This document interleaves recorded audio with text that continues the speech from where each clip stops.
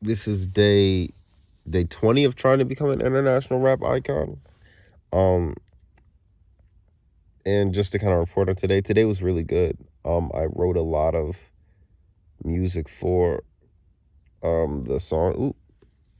I wrote a lot of music for the song um that I've been working on.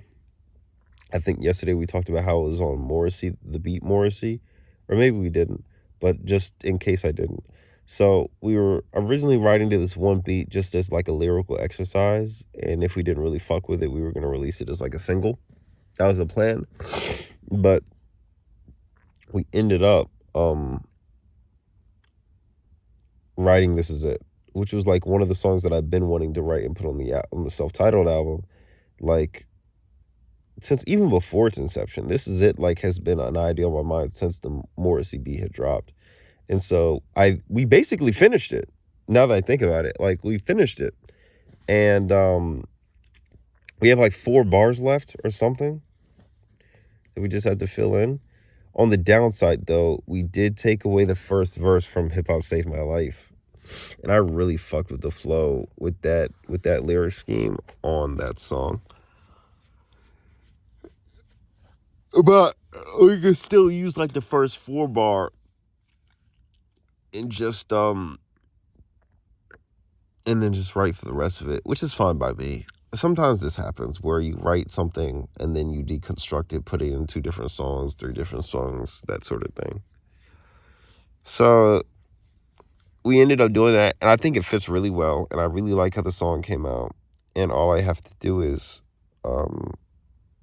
like construct the beat and whatnot and record it and hope it sounds good. And I also started writing the really aggressive song that I had been thinking of, which was really cool. And that's something else, like, and this is why momentum and shit is really important, because it's like once you have momentum, even if you're having days where it's like completely off, like shit is like still like it's like clockwork almost. Like it just comes back, which is really fucking awesome. Like, and it almost makes me not want to like invest in marketing right now because I'm just in like a really good mode and feeling about making and writing music right now, which is dope, especially since I don't really have a constant strategy right now for how I'm going to release. But I think I'm still going to at least stick to the plan of not working on content until next week, because I would like to finish the second song. So I can say I did 2 songs this week. Or at least not even like complete 2 songs, but just write 2 songs. I think that'd be really nice, especially since we're almost done writing it. But I think that's all I had to report on that. I did have a whole tangent that I wanted to go on though. I was like kind of thinking to myself, and maybe I don't know if anybody's gonna watch this, but if you do watch this, I have a question. In what world would you rather listen to Griselda than a Domo Genesis? That's the question I have. That's the whole question. Because my thing is this, like I'm a bit of a hip hop, I'm not even gonna say a purist. I like grimy hip hop, right? Anything that sounds really hungry, like it just like lo-fi production, just that anything like by the Alchemist, basically. I fuck with heavy, and I always felt like Domo Genesis was just really underrated as fuck, and I did not understand it. But I also realized in myself, like even though I do think like Domo, like Earl Sweatshirt is like probably my favorite rapper of all time, right? But like I think that Domo Genesis probably makes some of the hungriest hip hop I've ever heard in my entire life. Like like you talk about rapping like the rent is due. I swear that nigga makes music like the rent was due 3 rent dues ago. Every fucking song, like, and it shows. It shows crazy. And that's not to say that that doesn't happen on Griselda records, because like there's Griselda records that sound just as hungry, if not more sometimes. Like, well, I don't know necessarily more, but it sounds like really comparable to that vibe. And I'm just kind of thinking to myself, like, but in what world? Why would I rather listen to why do I feel more inclined to listen to a Griselda record than a Domo Genesis record? Like, I have not been keeping up with like modern releases lately because I don't really have Spotify. So it's kind of hard for me to keep track of these things on like a weekly basis.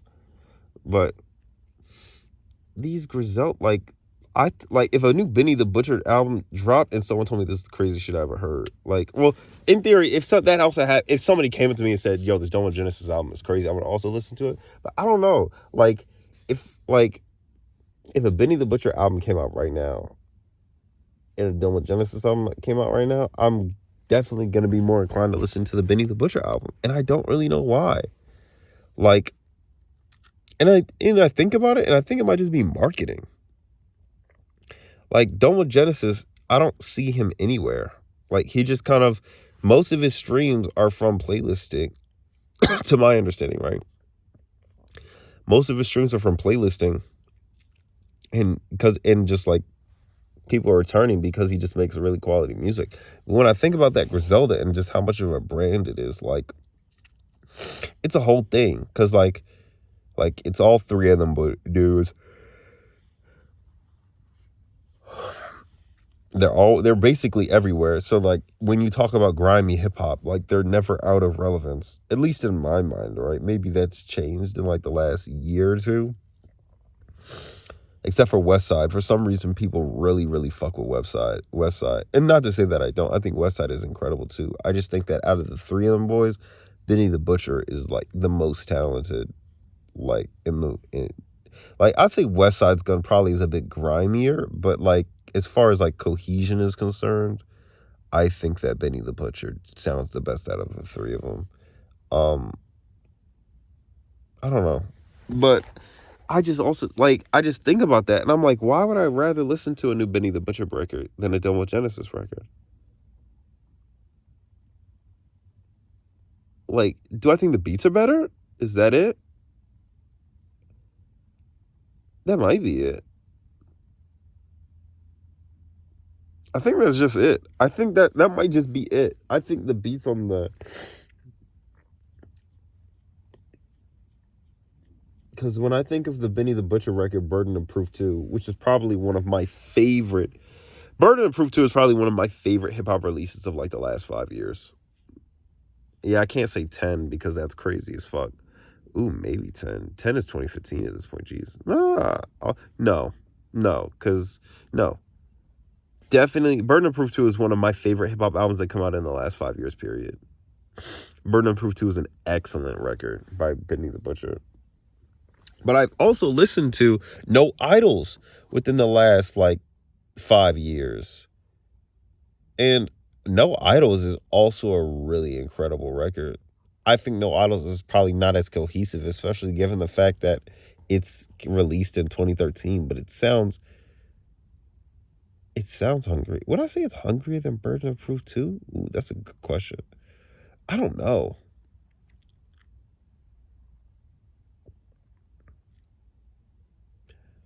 It's a question I'm gonna have to think about. I don't think so. Like, I don't think so. I think Burden of Proof 2, like,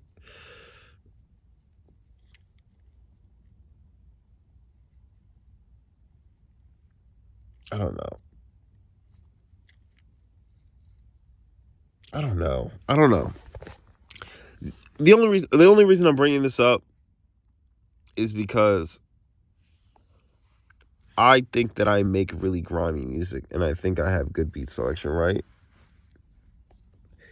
But I don't want to be in a situation where I don't really get that, I guess, market push for making that type of music while I'm making that type of music, which is the position that I think Domo Genesis in. I think Domo Genesis makes great music and he should be on the forefront of like this grimy, bare bones hip hop like movement, but he's not. He's just kind of here collecting the playlisting money and like does like shows every now and again, usually through Camp Flog Gnaw, and calls it a day.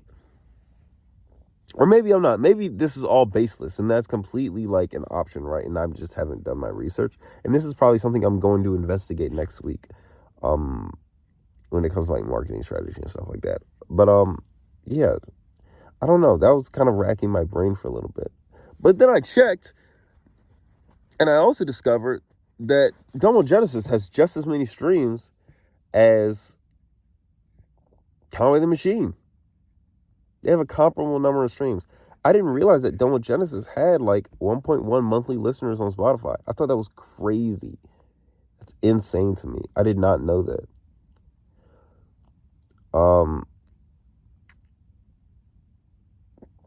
So yeah, I think that I just want to be in a position where I'm able to market my music properly so people can see me as a forefront of this movement, or somebody that like is kind of pushing boundaries, or not even necessarily pushing boundaries, just you like making good music in that space. And I think that's, I don't necessarily care. I mean, I do care, right? Like to be recognized in that space. But like, I just want to be in a position where like there's like a lot of visibility on it, and I'm not necessarily sure how to do that. But we'll see. That's more of a next week issue. As far as this week and today is concerned, we're doing great. We're working on new music. We're writing. The writing is good. I don't hate it. I haven't tested it for recording, so there's still a large chance it sounds horrible, but we're going to pray that it doesn't. And we're going to keep pushing. The song is called This Is It. And I think that's all I got for today.